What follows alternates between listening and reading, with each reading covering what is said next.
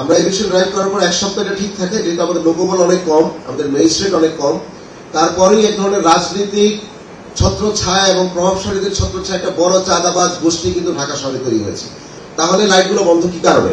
কারণ সন্ধ্যাবেলায় স্থানীয় হিরোইনচি আছে, কিছু চোর আছে, তারা এই তারগুলো কেটে নিয়ে চলে যান এবং কারণ এখানে তার কেটে নিয়ে এই তারগুলো বিক্রি করে স্থানীয়রা মাদক সেবন করে এবং জায়গাটি যখন অন্ধকার হয় সেখানের মধ্যে ছিনতাই হয়। গতকালকে একটি ভিডিও ভাইরাল হয়েছে, আপনারা দেখেছেন, ধানমন্ডিতে যে একটি চাপাতি নিয়ে যিনি ছিনতাই করেছেন।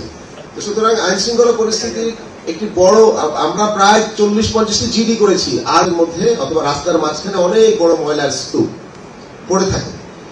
তাহলে প্রশ্ন হচ্ছে যে আমরা এটা পরিষ্কার করছি না কেন, কিংবা কেন পরিষ্কার করতে আমাদের দেরি হচ্ছে, সেটা আপনাদের সামনে ব্যাখ্যা করি।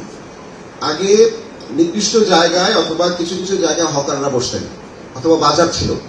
এখন ঢাকা শহরের বিভিন্ন জায়গায় একটা আনকন্ট্রোল অবস্থায় বাজার এবং হকার বসা হয়। আগে একটা লাইন ছিল, এখন 5-6টা লাইন আছে। আমরা 20টির উপরে এভিকশন ড্রাইভ করেছি। আমরা এভিকশন ড্রাইভ করার পর এক সপ্তাহ এটা ঠিক থাকে, যেহেতু আমাদের লোকবল অনেক কম, আমাদের ম্যাজিস্ট্রেট অনেক কম, তারপরেই এক ধরনের রাজনীতিক ছত্রছায়া এবং প্রভাবশালীদের ছত্রছায়া একটা বড় চাঁদাবাজ গোষ্ঠী কিন্তু ঢাকা শহরে তৈরি হয়েছে।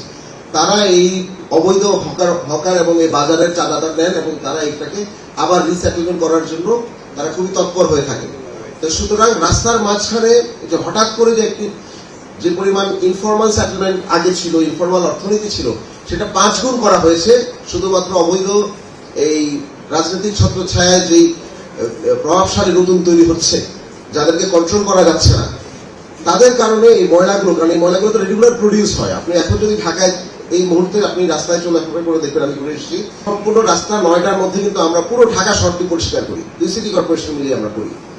12টাও বাজার সময় থাকে না, শহরের রাস্তাগুলোর আমরা 12টা বাজিয়ে ফেলি। কারণ এই ওয়েস্ট আমরা জেনারেট করি, যিনি সবজি বিক্রি করছেন, নারকেল বিক্রি করছেন, তাল বিক্রি করছেন, অথবা হকারি করছেন, বাজার করছেন, এই বাজারের ওয়েস্টটা তো ওনারা পরিষ্কার করে নিয়ে যান না। একই ক্রাইসিস এখানেও হয়। তো যখন পরিষ্কার করে নিয়ে যান না, বসাটা তার বৈধতা নাই, কিন্তু আমরা উচ্ছেদ করতে গেলে বলছে যে এটা তো একটা মানবিক বিষয়, আমরা কিভাবে পেটে লাথি মারছি। সুতরাং তারা যতটুকু না ইনকাম করছেন তার চেয়ে বেশি ইনকাম কিন্তু তাদেরকে যারা প্রোটেকশন দিচ্ছেন তারা করছেন। কিন্তু এটার সাফারিংসটা হচ্ছে সিটি লেভেলে। সিটিতে এত বেশি ওয়েস্ট জেনারেট এখন হচ্ছে, এটা আনকন্ট্রোল ভাবে ওয়েস্ট জেনারেট করছেন কেউ না কেউ, এবং কারা করছেন বললামই তো। এই ওয়েস্টটা একটা জায়গায় তো নির্দিষ্ট জায়গায় রাখতে হবে, আর নিকটস্থ এসটিএস এ রাখতে হবে, অথবা যারা ওয়েস্ট কালেক্ট করছেন তাদের মাধ্যমে রাখতে হবে। এটা না করে রাস্তায় ফেলে যাচ্ছে, যে কারণে এই শহরকে আমরা প্রতিদিন সকালবেলা সারা রাত কাজ করে সকালবেলা যখন আমরা এটাকে একটা পর্যায়ে নিয়ে যাই, 12টাও বাজার বাকি থাকে না, অথবা দুপুরের মধ্যে এই শহরকে আবার একটা গার্বেজে পরিণত করা হচ্ছে।